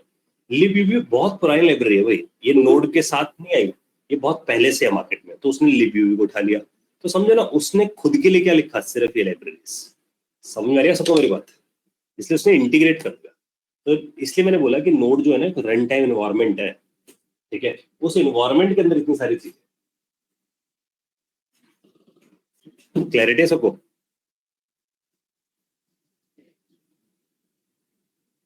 चलो ये आगे बढ़े से। अब समझ में आ गई भाई बात? अभिषेक क्या क्या बताया मैंने वाला फंडा? सर ये तो समझ गया। मतलब मैं ये कह रहा था कि जैसे ये V8 है, ये मतलब क्रोम वाला V8 एक्सटर्नली यूज करता है, फिर इसके अंदर खुद है? यार देख, ये क्रोम वाला तो V8 ही नहीं है ना। अगर मैं बोलूँ तो V8 तक जेनरिक है, जिसे क्रोम ने भी यूज किया और नोड ने भी यूज किया। तो एक जेनरिक अच्छा। V8 है, समझ रहे ना? तभी तो मैंने एग्जांपल लिया था। Fiat का Fiat इंजन बनाता है, तो चाहे चाहे, चाहे उसे मारुति यूज करे या उसे हुंडई यूज करे। ठीक है ना? तो हम ये नहीं बोलेंगे ना कि मारुति का इंजन है तो Fiat का इंजन। तो बनाया ऐसे किसी और ने, नोड ने भी इसे यूज कर लिया, क्रोम ने भी यूज कर लिया। ठीक है सर। क्लियर है बात? तो इन लोगों ने स्मार्टनेस ये करी ना, इन्होंने एफर्ट देखो ना कितना कम लगाया, सिर्फ लाइब्रेरी लिखने पे एफर्ट लगाया सिर्फ। ठीक है, और बाकी उसकी इंटीग्रेशन करने में, अगर ये मैंने इसलिए बात जोड़ी है प्रोसेस डॉट बाइंडिंग, तो आपको समझ आ रहा है कि भाई V8 तो किसी और ने बनाया था, लेकिन नोड ने इंटीग्रेशन कैसे करी उसके साथ, प्रोसेस डॉट बाइंडिंग के थ्रू। ठीक है, और V8 की इंटीग्रेशन किसके साथ हुई है, libUB के साथ। ये इन्होंने करी है खुद नोड वालों ने। क्लियर है सबको बात? तो ये हमें इंटरनल स्ट्रक्चर समझ आएगा कि इंटरनली वो कैसे काम कर रहा है। ठीक है, अब हम इससे आगे बढ़ते हैं। So now the next thing is कि Node.js बेसिकली ऐसे काम कर रहा है। Node.js खुद बोल रहा है कि Node.js भी सिंगल थ्रेडेड है, क्योंकि वो तो JS पे बेस्ड है, और JS कैसा है, सिंगल थ्रेडेड है। तो ये भी सिंगल थ्रेडेड है। तो इसका मतलब इसके पास भी सेम कंसेप्ट है, इवेंट लूप वाला है। ठीक है, तो ये भी किसे यूज कर रहा है, इवेंट लूप को ही। इसके पास भी क्या है, इवेंट क्यू ही है। ठीक है, तो इसके पास भी इवेंट लगेंगे, क्यू में लगेंगे। इसके पास भी स्टैग ही है। तो ये सब सेम फंडा है देखो। लेकिन इसके पास साथ में एक और चीज है, दैट इज इसके पास एसिंक थ्रेड्स है हर चीज के लिए। तो इसके पास एक पूल है एसिंक थ्रेड्स का, जिसमें इसने एसिंक थ्रेड्स डाल रखी है। ठीक है, ये एसिंक थ्रेड्स बेसिकली क्या कर रही है, ये डेटाबेस से बात करा देती है, ये नेटवर्क से बात करा देती है, ये फाइल से बात करा देती है। तो हमारे लिए तो सिर्फ एक ही थ्रेड है इवेंट 2। तो जो भी रिक्वेस्ट आएगी बाहर से, आउटर वर्ल्ड से, जितने भी लोग रिक्वेस्ट करेंगे अपने अपनी मशीन से, वो सब किसके पास जाने वाली है, वो सब जाने वाली क्यू में। तो सारी रिक्वेस्ट कहाँ गई, क्यू में। इवेंट 2 किसे रीड कर रहा है, event 2 is basically reading Q, वो क्यू को रीड करता है। क्यू को रीड करने के बाद वो देखता है डेटाबेस ऑपरेशन है, पूल को पकड़ा जाता है, पूल उसे प्रोसेस करता रहता है, और वो उसे किस फॉर्म में प्रोसेस करता है, एस से। तो हम यहाँ पर क्या अटैच करके छोड़ देते हैं, कॉल बैक। हाँ जी, सबको मेरी बात समझ आई है? तो बस नया चीज क्या है, इसके पास बैकग्राउंड में एसिंक थ्रेड्स है। हाँ जी, यहाँ तक बात समझ आ गया सबको? सर इसमें वही चीज आ गई है ना, मतलब जो सिंक वाली चीज वहां पे वेब एपीआई करती थी, मतलब ए सिंक हाँ। वाली चीज यहाँ पे ये पूल कर। यहाँ पर पॉइंटर है कि यहाँ पर है ना, बैकग्राउंड में बहुत सारे थ्रेड्स है हमारे ओएस के पास। अब हम उन थ्रेड्स को यूज कर रहे हैं, समझ लो। तो आपको बस ये समझ के चलना है कि इसके पास एक पूरा थ्रेड का पूल है, इसलिए मैं वर्ड यूज कर रहा हूँ, थ्रेड पूल है बिहाइंड द सीन, जिसमें इसने database related, file handling related, networking related ऐसी थ्रेड्स बना के छोड़ रखी है। अब जब भी कोई रिक्वेस्ट आती है, वो इसको हैंड ओवर कर दी जाती है, वो जाकर डेटाबेस से बात करने लग जाती है, थ्रेड डेडिकेटेड। और ये क्यों होता है, सिर्फ अपना कॉल बैक इसको हैंड ओवर करके आता है बस। जब भी रिजल्ट आता है उसको कॉल बैक कॉल लगा दिया जाता है। इसका मतलब हमारा इवेंट लूप कभी हैंग नहीं होता। हाँ जी, सबको बात समझ में आ रही है?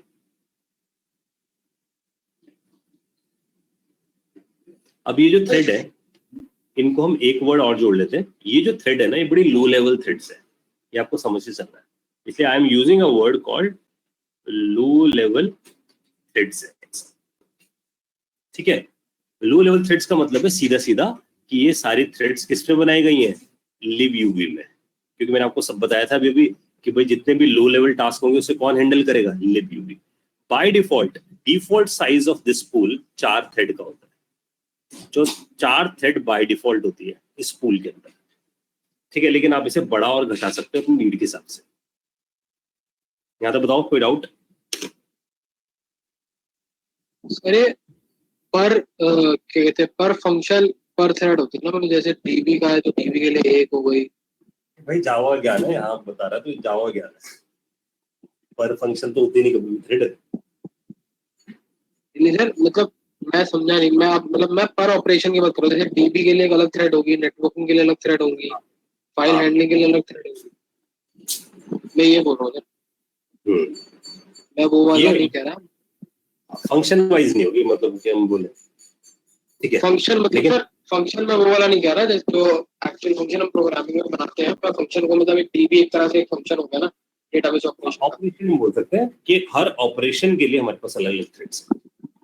ठीक है, तो डेटाबेस एक बड़ा ऑपरेशन है तो उसके लिए एक थ्रेड चलेगी, नेटवर्किंग बड़ा ऑपरेशन तो उसके लिए थ्रेड चलेगी, फाइल हैंडलिंग बड़ा ऑपरेशन तो उसके लिए भी थ्रेड चलेगी। ठीक है, तो हमने यहाँ थ्रेड रख दी है। तो अब सिंपल सा फंडा है कि आप ये बात ध्यान रखो कि जब भी हम बात कर रहे हैं थ्रेड की, तो आप ये याद रखो कि थ्रेड का मतलब है कोड इन एग्जीक्यूशन। जो भी कोड चल रहा है आपका, एग्जीक्यूट हो रहा है, उसको चलाने के लिए हम वर्ड यूज कर रहे हैं थ्रेड। जैसे हमने पढ़ा हुआ एग्जाम्पल के लिए मेन, तो जब हम सी में मेन चलाते हैं तो मेन अपने आप में क्या एक थ्रेड है, ध्यान सुनना, मेन अपने आप में थ्रेड है।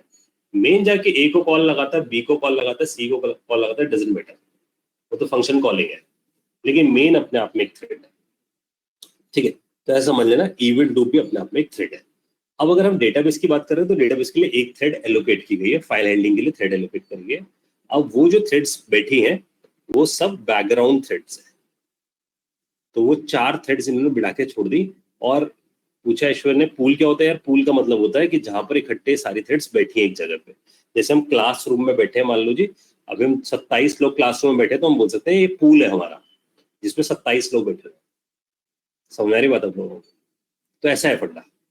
तो पॉइंटर ये हुआ कि पूल जहां पर हमने इन थ्रेड्स को एक जगह रखा हुआ है, दैट इज अ पूल।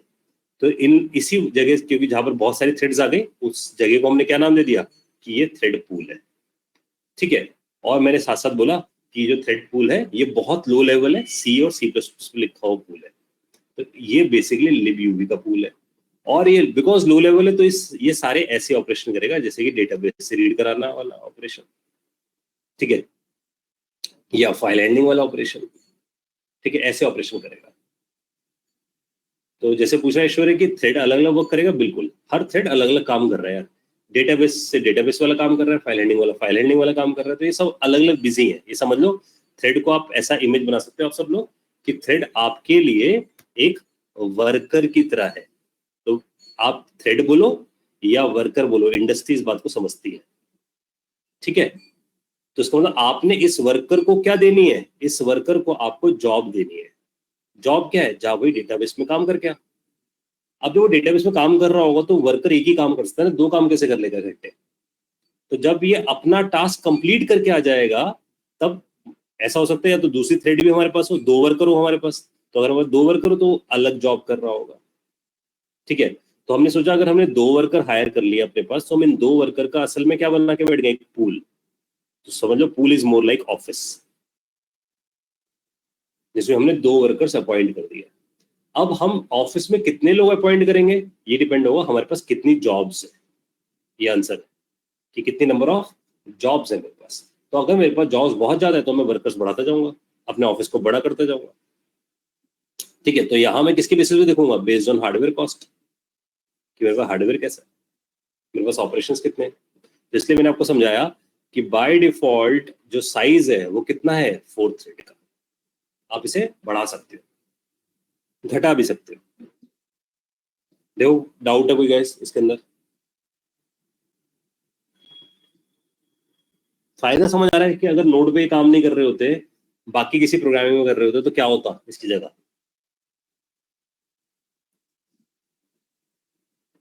बताओ जी, नोड ने ऐसा क्या किया, कुछ अलग दिखा आपको कि कुछ ऐसा कर दिया क्या उसने अलग, जिसकी वजह से नोड की मार्केट है अलग।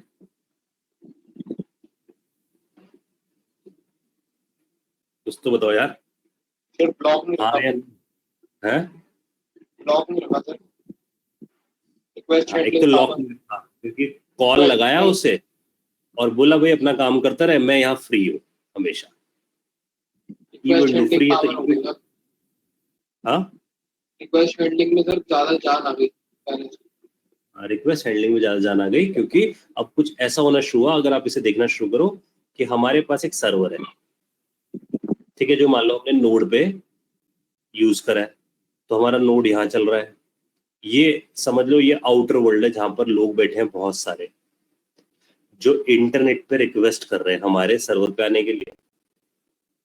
तो जब ये रिक्वेस्ट कर रहे हैं सबके सब, तो इन सब की जो रिक्वेस्ट है वो किस में जाती जा रही है, क्यू में। और इस क्यू में बैठा हुआ इवेंट लूप उसे प्रोसेस करता जा रहा है। तो अगर आप इवेंट लूप को समझो तो इवेंट लूप एक स्मार्ट वर्कर की तरह है जो क्यू में लोगों को लेकर आता जा रहा है और देख रहा है कि किसका क्या काम है। इसने बोला मेरा तो डेटाबेस ऑपरेशन है, तो ये हैंड ओवर कर देता है पूल में। तो हमारे पास एक बैकग्राउंड में क्या बैठा हुआ है, पूल, जहां पर ऐसे थ्रेड्स बैठे हुए हैं। तो हम इन थ्रेड्स को ऐसे समझ सकते हैं, इट्स लाइक दिस,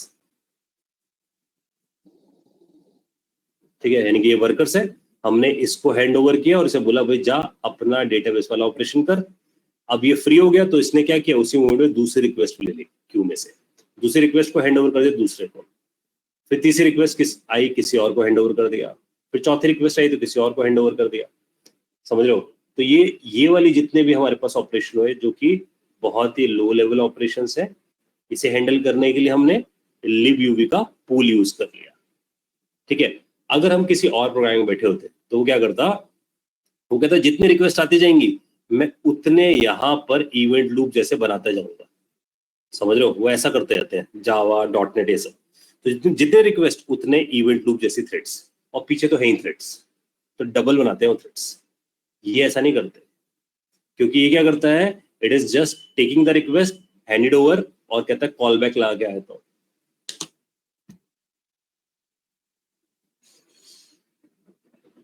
समझ रहे हो? तो ऐश्वर्या पूछे क्या लो लेवल और हाई लेवल को कम्युनिकेट कर दे, फिर वो तो हुआ, लेकिन असली जो जान है इसके अंदर वो ये है कि वो कह रहे हैं देखो इतनी सारी रिक्वेस्ट आ रही है, आपके रिक्वेस्ट के लिए मैं हर रिक्वेस्ट पे एक इवेंट लूप नहीं खड़ी कर रहा, समझ रहे हो? बाकी अगर यही काम जावा या हम किसी और लैंग्वेज में समझते हैं, पाइथन में या सी शार्प में, वो क्या करते हैं, उनके सर्वर ऐसे करते हैं कि जैसे रिक्वेस्ट आई, एक ये जो इसे समझ लो it is like a waiter, इसे समझ लो it is like a cooks. तो कुक्स को ज्यादा टाइम लगता है, तो वेटर क्या करता है, रिक्वेस्ट लेता है लोगों की, कुक को दे देता है, फिर वेटर रिक्वेस्ट लेता है, फिर कुक को दे देता है, लेकिन वेटर फ्री रहता है हमेशा। तो इसका मतलब यहाँ पर क्या होता था, जावा के इसमें हर बार नए नए वेटर आते रहते थे, यानी कि अगर एक रिक्वेस्ट है तो एक वेटर, दूसरी रिक्वेस्ट है तो दूसरा वेटर, तीसरी रिक्वेस्ट है तो तीसरा वेटर, और हर वेटर क्या करता था, किचन में जाके बैठ जाता था कुक के साथ, समझ रहे हो? और कुक के साथ अगर बैठ गया तो क्या नुकसान होगा इससे? इससे नुकसान ये होगा कि आपके पास इतनी सारी थ्रेड्स पीछे बन जाएंगी बैकग्राउंड में, और ये सबकी सब ब्लॉक्ड थ्रेड है, जबकि ये हमारी एक थ्रेड ये कैसी है, अनब्लॉक है। तो आप सोचो ना सर्वर का कितना लोड बचा लेंगे, ड्रास्टिकली डबल लोड बचा लेंगे अगर आप इस बात को समझो तो। डबल लोड, अगर 1 लाख यूजर्स आएंगे तो हम 1 लाख थ्रेड्स नहीं बनाएंगे। समझ आ रही है सबको बात? अब वो पूछ रहा है ऐश्वर्या की स्टैग में क्या गया, भाई स्टैग में फंक्शन कॉल गई। ये भी तो समझना कि जब मेरे पास ये रिक्वेस्ट करता है ये वाला बंदा, ये डेटाबेस से डेटा लेकर आता है, तो हमने इस थ्रेड को दिया, ये इंटरनली तो कुछ फंक्शंस कॉल लगा रहा होगा ना, ये जितने फंक्शंस कॉल लगा रहा होगा वो सब स्टैक में जा रहे होंगे, ठीक है? तो जितने फंक्शन चलेंगे वो सब स्टैक में चलेंगे, जो इवेंट डू फंक्शंस को यूज करेगा वो भी स्टैक में जाएंगे। हाँ जी बताओ जी, सबको क्लियर हो गई मेरी बात? ये बहुत जरूरी है, मतलब अगर आपको पर्पस ही नहीं पता ना किसी भी लेवल पे कि नोड क्यों पड़ा है, तो फायदा नहीं है नोड पढ़ने का।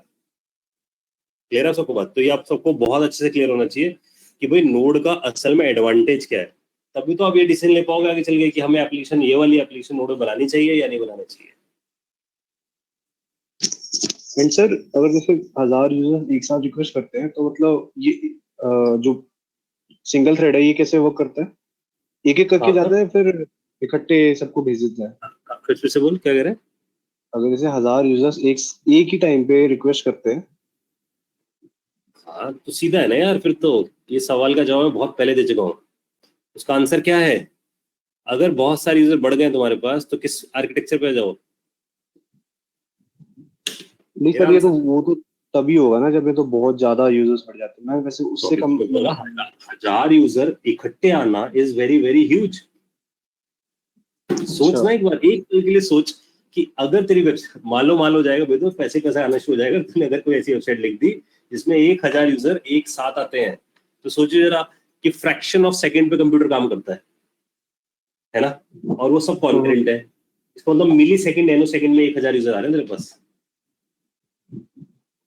क्लियर हो रही है मेरी बात? तो तुम्हें ऐसे सर्वर लगाने पड़ेगा डिस्प्ले। समझ में आ रही है सबको मेरी बात? अगर तुम्हारे पास 1 मिनट में 1000 यूजर आ रहे हैं तो हमें जरूरत नहीं इतने बड़े बड़े सर्वर्स लगाने की, क्योंकि कंप्यूटर तो मिली सेकंड में काम करता है ना। सबको मेरी बात डाइजेस्ट हो रही है? सेकंड्स का देखना है। समझो, तो हम ये देखते हैं कि भाई कितने यूजर्स बढ़ रहे हैं। अगर हमारे पास कॉन्करेंट 1000 है तो हमें इसी आर्किटेक्चर पे आना पड़ता है।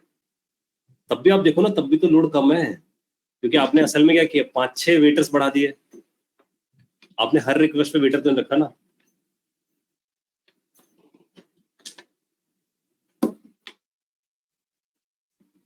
ठीक है, क्लियर हो रही है आप सबको मेरी बात? यहाँ तक सबको डाइजेस्ट हो गया कि भाई असल में इसने हमें क्या एडवांटेज दिया है। अच्छा, अब जो मैंने आपको बताया, जो थ्रेड पूल होता है हमारे पास, इसमें हमारे पास बैकग्राउंड में थ्रेड जाती है। हाँ जी सर, जब डेवलपर फिर जावा में सर्वर लिखते थे, जावा में कभी सर्वर नहीं लिखते मेरे दोस्त, जावा में बना बनाया सर्वर आता है।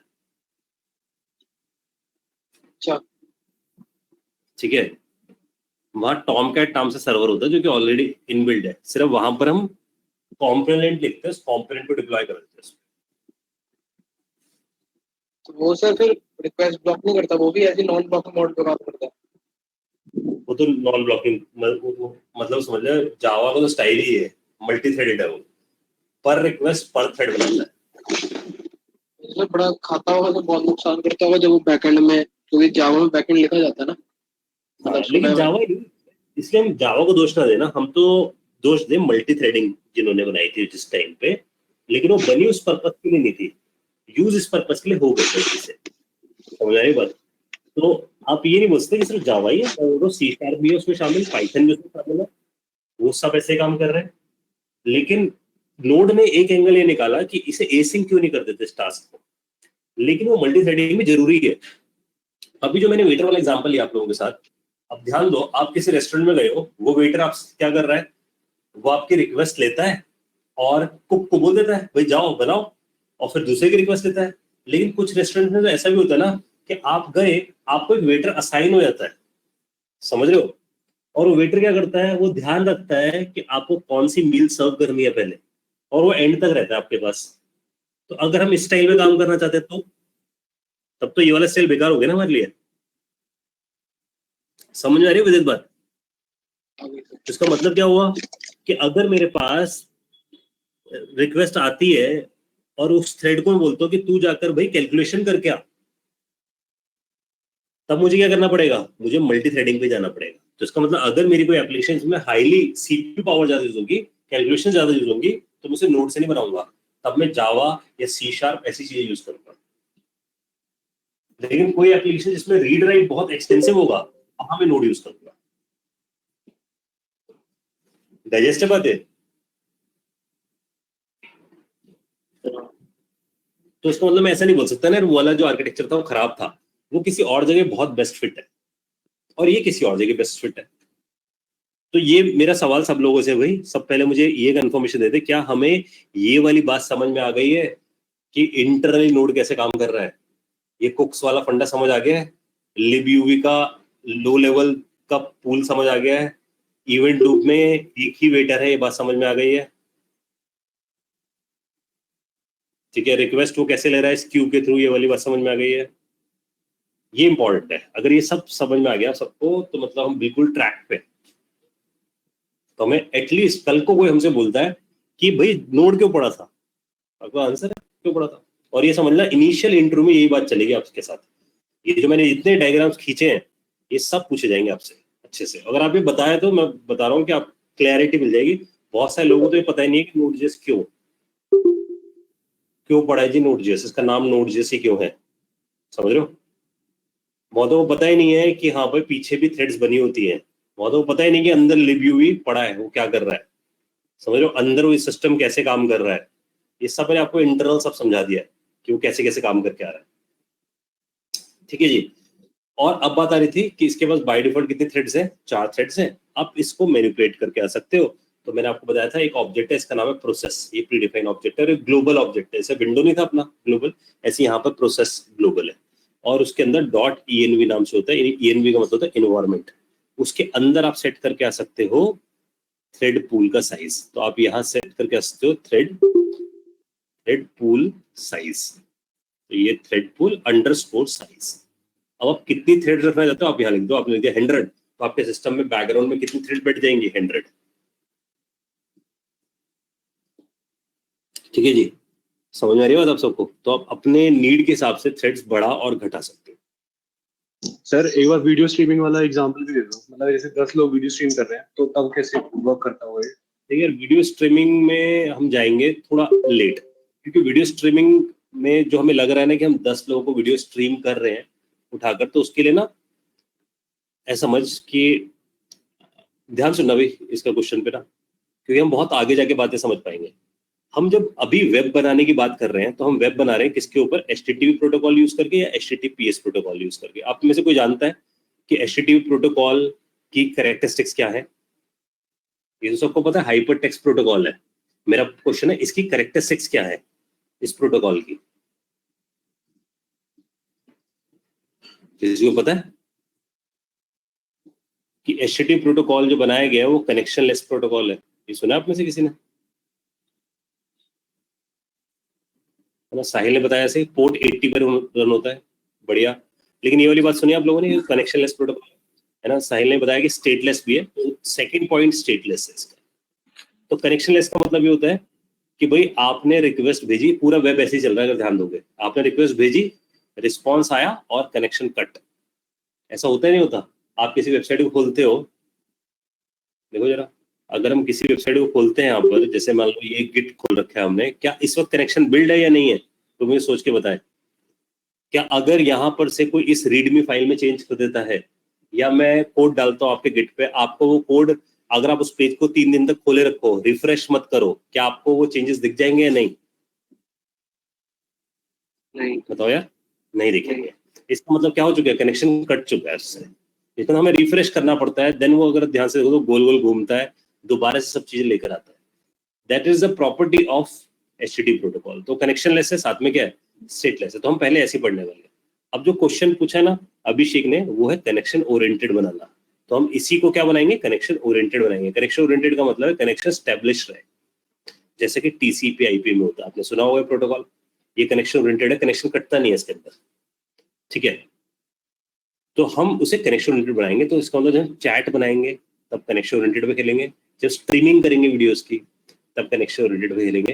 कोई ऐसी वेबसाइट बनाने की सोचते हैं इसमें शेयर्स के लाइव रेट दिखे, वेदर जैसी चेंज हो रहा है दिखे, क्रिकेट का स्कोर चेंज हो रहा है वो दिखे, that is more on connection oriented side. तो नोड के 2 साइड्स है, समझ लो, 2 स्टेप में पढ़ेंगे नोड को। एक पूरा प्योर कनेक्शनलेस वाले स्टाइल में, क्योंकि वेबसाइट ऐसी चलती है, और साथ में कैसा? Connection oriented. क्लियर है बात आप सबको? और कनेक्शनलेस होने की वजह से स्टेटलेस बन जाता है, यानी कि वो भूल जाता है आपको। लेकिन कनेक्शन ओरिएंटेड से वो स्टेटलेस नहीं बनता, वो याद रखता है क्योंकि आपसे कनेक्शन उसका बना हुआ। क्लैरिटी है सबको यहाँ तक? ठीक है। तो गाइस ये हमने ना किक स्टार्ट लिया आज नोड की। अब अगली क्लास से बस प्रैक्टिकल पे आएंगे। क्या करके रखना है? पहले से अपनी मशीन पे नोड इंस्टॉल करके रखना है आप सब लोगों ने। तो नोड इंस्टॉल करने के लिए कहाँ जाना है? node.js.org पे इसे इंस्टॉल करके रखना है, ठीक है। आप लोगों को पहले बता दिया मैंने बैच के स्टार्टिंग में ही कि 6 दिन हो गया आप लोगों का बैच। MWF चलेगा React.js, तो मंडे शुरू करेंगे हम React, और TTS चलेगा Node.js, ठीक है। तो 6 दिन चलने वाला है हमारा बैच। क्लियर है बात आप लोगों को?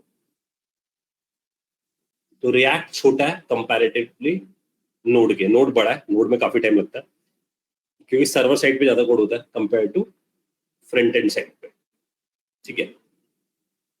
तो आप लोगों को क्या क्या करना है, थोड़ा सा काम ये करके रखना है कि अपनी मशीन में नोड इंस्टॉल करके रखना है, क्योंकि रिएक्ट में भी काम आएगा नोड, इसलिए नोड इंस्टॉल करके पहले से रखना है। दूसरा काम आपको क्या नोट रखना है सब लोगों ने? W3 स्कूल्स मैंने आपको पहले ही बताया था, इस पे से जाकर HTML पढ़ के रखना है सब लोगों ने, और थोड़ा थोड़ा पढ़ भी रखा है आप सब लोगों ने अब तो, क्योंकि जब आपने टू डू लिस्ट बना ली है तो HTML आता है आप लोगों को, ठीक है। फिर भी थोड़ा सा HTML देख के रखना, क्योंकि HTML को गुड बाय बोलने वाले हैं रिएक्ट से। तो रिएक्ट में HTML नहीं रखेंगे, उसकी जगह JSX पढ़ेंगे, ठीक है। चलो जी, मैं इसे कर रहा हूँ। कोई क्वेरी, कोई क्वेश्चन है आप लोगों को तो आप पूछ लो। जब उसको बाय बाय करना तो फिर HTML क्यों पढ़ना है? HTML पढ़ना है इसलिए जरूरी है, उसका जो सिंटैक्स JSX का है ना, वो 95% HTML जैसा है, ठीक है। बस स्ट्रिक्ट HTML है, बहुत स्ट्रिक्ट हो जाएगा। तो एक टैग भी बंद करना भूल जाएगा तो गड़बड़ हो जाएगी। रूट तो सर HTML ही है, चाहे उसके बाद कितने कुछ सीखें। रूट नहीं, अब तो पहचान हो गई है HTML, समझ। अब लोगों को डाइवर्ट करना मुश्किल काम है ना। अब तो जैसे मान ले तू जाके कोई एक लैंग्वेज लिखे HTML जैसी, तब तो ठीक है वो हिट हो सकती है, लेकिन बिल्कुल अलग लिख दे तो लोग शिफ्ट नहीं होंगे ना दूसरे के ऊपर, क्योंकि उन्हें आदत पड़ी हो HTML लिखने की। इसलिए JSX जो बना बिल्कुल HTML जैसा है, लेकिन वो स्ट्रिक्ट है। वो हम देखेंगे स्ट्रिक्ट का मतलब क्या है। और रिएक्ट पढ़ोगे तो आपको दिख जाएगा कि जावास्क्रिप्ट कितना मुश्किल था जो आपने लिख लिया है। तो सर जैसे मतलब बूटस्ट्रैप यूज करते हैं हम HTML में, तो इसकी जरूरत नहीं पड़ेगी ना इसमें रिएक्ट में? पड़ेगी यार, पड़ेगी। रिएक्ट भाई डिजाइनिंग के लिए नहीं है, डिजाइनिंग तो हमें वैसी करनी है जो CSS से करते थे। रिएक्ट असल में हम सब लोगों को तरीका सिखाएगा अच्छी कोडिंग करने का। अभी आप लोगों ने टू डू लिस्ट देखा ना, आप सब लोगों ने, तो टू डू लिस्ट आप लोग फॉलो कर रहे थे क्लास में, तो आपको समझ आ रहा है ना। अब मान लो आप किसी ऐसे प्रोजेक्ट में चले जाते हैं, जैसे टू डू लिस्ट का प्रोजेक्ट देख लो, ये एक मिनी प्रोजेक्ट है, इसमें भी देखो तो कितना हमने लिख डाला है कोड, इसके अंदर ढेर सारी चीज बना डाली है। अगर सोचो हम सारे लोग मिलके डेली बैठ के कोड लिखें, और अभी तो मैं क्या करता हूँ 1.5 से 2 घंटे कोड लिखता हूँ आप सबके सामने, उसमें समझाना भी होता है मुझे। अगर मैं दिन में पूरे 8-9 घंटे बैठ के JS का कोड लिखूँ आप सबके सामने, और ऐसा मैं 6 महीने तक कर दूं, तो आपको समझ आएगा प्रोजेक्ट में क्या क्या हो रहा है। और मान लो आप कोड नहीं देख रहे हो, मैं लिखे जा रहा हूँ, और अब आप आके मेरी टीम में काम करो, तो बहुत मुश्किल हो जाएगा समझना कि मैंने किस बेस पे कैसा आर्किटेक्चर बनाया है। रिएक्ट में जाकर ये चीज आसान हो जाएगी। रिएक्ट एक स्टैंडर्ड तरीके से काम कराएगा हम सब लोगों से, तो हम सब लोग एक ही स्टाइल में काम कर रहे होंगे। ठीक है जी, क्लियर है आप सबको बात? ठीक है, तो एक क्वेश्चन आया हुआ, पहले मैं इस क्वेश्चन को भी ले लेता हूँ। How to use multiple statements in where clause in Firebase call. मतलब मल्टीपल स्टेट्स का मतलब आप ऐसा करो एंड और, तो इसके भी यार फंक्शंस है। अगर हमें एंड लगाना है और लगाना है, इनके भी ऑपरेटर्स और फंक्शंस बना के दे रखे हैं इसकी डॉक्यूमेंटेशन। ठीक है, तो मैं आपको बोलूंगा आप उसी को रेफर करो, क्योंकि मैं इसकी डीप में जाना नहीं चाहता है फायरबेस की, क्योंकि हमारे किसी काम का नहीं है, क्योंकि हम नोड में ये सब काम करेंगे ना। क्योंकि नोड में मैं खुद का डेटाबेस बनाऊंगा आप सबसे, जो हमने यहाँ बने बनाए फंक्शंस कॉल लगा ली वो मैं आपसे लिखवाने वाला हूँ। तो फायरबेस तो सिर्फ इसलिए था कि हमें पता चल जाए, ग्लांस पता चल जाए कि हाँ फायरबेस उन लोगों के लिए जो फ्रंट एंड पे सिर्फ काम करते हैं, जो बैक एंड नहीं लिखते। तो आप उसकी डॉक्यूमेंटेशन रेफर करो, ज्यादा बेटर है कि अगर आप वेयर के अंदर एंड और इन सब ऑपरेटर को यूज कर सकते हो, क्योंकि वो फिक्स जैसा काम है, क्योंकि आपको सिर्फ याद करना है उसके अंदर। इसमें लर्निंग इसलिए बोल रहा हूँ कि फायरबेस पे ज्यादा टाइम स्पेंड करना आप लोगों के लिए बेस्ट काम नहीं है, क्योंकि आसान है, आपको सिर्फ उसकी डॉक्यूमेंटेशन तो पढ़नी है, समझ लो। तो you can not right I am in very good in a Firebase, ऐसा कोई प्लस साइड नहीं मिलने वाला। लेकिन जब आप नोड में लिखोगे तो that is more on the development side, because you are developing the services which is consumed by others. ठीक है, चलो जी मैं वाइंड अप कर रहा हूँ। सर ये एंड्रॉइड ऐप को भी बैक कर सकते हैं ओके। किसी को भी यार, फ्रंट एंड का मतलब है चाहे एंड्रॉइड ऐप हो, चाहे iOS ऐप हो, चाहे फ्लटर की ऐप हो, हर उसके लिए चीज हम नोड यूज आ कर सकती सकते हैं है। ठीक है, हाँ नोड यूज कर सकते हो बिल्कुल। नोड को आप किसी से भी कनेक्ट मार दो बैकएंड के लिए। अगर आप नोड पे लिखते हो कोई भी, मैं आपको सिखाऊंगा ऐसी वेब सर्विस बनाना कि आप जो वेब सर्विस बनाओगे उसे चाहे IoT के साथ कनेक्ट कर दो। तो बहुत दूर हो गए कि ये तो बहुत सारा काम हो गया कि हम मैं मोबाइल से कनेक्ट कर, मैं करूँगा तो मैं IoT एंड्रॉइड से कनेक्ट कर दूंगा, मशीन लर्निंग से connect। एंड्रॉइड के एपीआई बना सकते हैं नोड यही तो हो रहा है एग्जैक्टली। नोड का पर्पस ही है कि now you are become an API developer. Okay. Sir Monday से रेगुलर क्लास है अब? हाँ जी, ये मैंने बताया तो है लिख के, ये ध्यान नहीं दिया आपने, तभी तो मैं लिखा था कि हाँ दिया सर, कोई दिया रिवीजन ना हो सर। इसमें। बस ये अब रेगुलर है आप लोगों के लिए, 6 दिन चला गया बैच। Okay sir. तो सर वैसे कितना टाइम लग ठीक है जाएगा guys, चलो जी। हाँ कितना टाइम लग जाएगा क्या सर चीज? मन में भी कितना टाइम लग जाएगा? मान जाएगा हमें 1 महीने के आसपास चल जाएगा हमारा रिएक्ट, 1 या सवा महीने बस। और फिर उसके 15 दिन और लगा लो, लोड पे जाएंगे। मतलब महीना सवा महीने के आसपास है हमारा टोटल जो सर जाएगा। मोंगो और बाकी और देखेंगे एक्सप्रेस, आप लोगों की लर्निंग सब कुछ इसी के साथ हो गया। अच्छा इसी के अंदर है, ठीक है। नोड हाँ क्या नहीं चीज? बोला अलग से बताओगे आप? नहीं पहले नोड शुरू हो रहा है, अभी तो पहले नोड कर रहे हैं। नोड खत्म करते एक्सप्रेस पे आएंगे। असल में एक्सप्रेस तो नोड का फ्रेमवर्क है ना, तो हम नोड को ही सोच लो दोबारा रिकैप कर रहे हैं एक्सप्रेस में। समझ रहे हो? क्योंकि हम जो नोड से करेंगे बहुत बड़े तरीके से करेंगे, एक्सप्रेस में जो करेंगे वो सब कुछ प्री बिल्ड होगा हर चीज के लिए जो नोड में बनाएंगे। इसलिए मैं नोड में आप लोगों को वो चीज बनवाऊंगा जो एक्सप्रेस में बनी बनाई मिलेगी। तो एक्सप्रेस सीखना इतना आसान होगा क्योंकि आपने वो सारी चीजें पहले खुद बनाई होंगी। अब एक्सप्रेस में प्री डिफाइन मिलेंगे। ठीक है, इसलिए एक्सप्रेस फ्रेमवर्क है नोड में। जैसे आप जेएस पढ़ के रिएक्ट नहीं पढ़ रहे हो, तो रिएक्ट का एक लाइब्रेरी है जेएस के ऊपर लिखी हुई ताकि आप आसान हो जाए आपका सारा काम। ऐसी एक्सप्रेस है वो सर्वर साइड। ठीक है। ठीक है जी, चलो एंगुलर का बैच इसके बाद, ये जब ये खत्म होगा पूरा कोर्स, देन एंगुलर और व्यू शुरू होगा इसी बैच में कंटिन्यू। जो आप में से एंगुलर और व्यू कर वो शुरू हो जाएगा। ठीक है, sir angular versus angular JS क्या है? यार अभी राइट टाइम नहीं है, रिएक्ट वाले टाइम पे बताऊंगा वाली बात, तब डिफरेंशिएट कर दूंगा सबको ताकि आपको कंपैरिजन समझ आए। रिएक्ट एंगुलर व्यू सब में क्या कंपैरिजन है, एंगुलर जेएस कहाँ स्टैंड करता है, सब समझ जाए। ठीक है सर, मंडे वाले दिन। ठीक है, चलो thank you sir. Thank you sir. Okay.